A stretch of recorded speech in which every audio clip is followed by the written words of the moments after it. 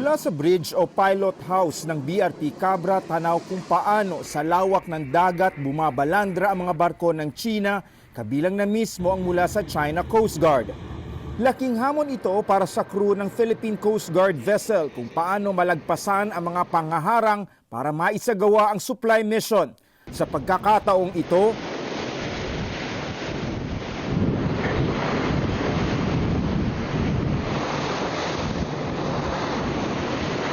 di bababa sa 3 beses nalusutan ng BRP Cabra ang mga nakapalibot na barko ng China.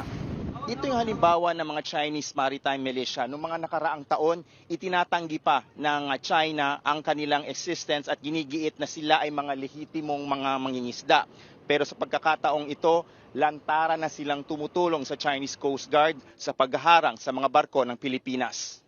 Sa tala ng PCG, 5 barko ng China Coast Guard at 6 na barko ng Chinese Maritime Militia ang humarang sa 5 barko ng Pilipinas, 3 sa PCG at 2 supply boat.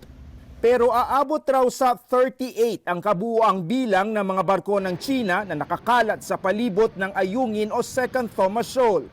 Kabilang dito, 5 barko ng People's Liberation Army Navy na mataan rin ang isang hospital ship. But all 38 of this didn't actively participate in the blocking operation. There were only 11. Paikot-ikot rin ang pinaniniwalaang spy plane ng Estados Unidos.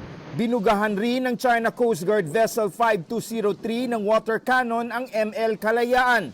Bagamat hindi raw natamaan ang supply boat, itinuturing pa rin itong delikado at paglabag sa maritime law kung kaya't ipinoprotesta pa rin ng Pilipinas.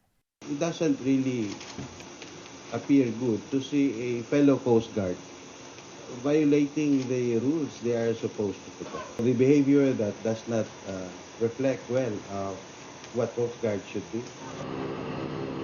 Sa unang pagkakataon, nagpadala rin ng RIB o Rigid Hulled Inflatable Boats ng PCG, kung kaya't mas nalapitan nila ang BRP Sierra Madre kung saan inihatid ang mga supply, kasama sa pag-iikot ang ilang mamamahayag.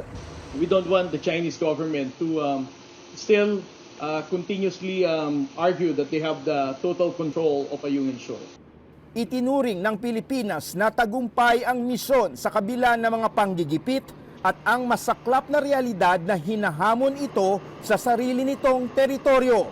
Sakay ng BRP Cabra sa West Philippine Sea, David Santos, CNN Philippines.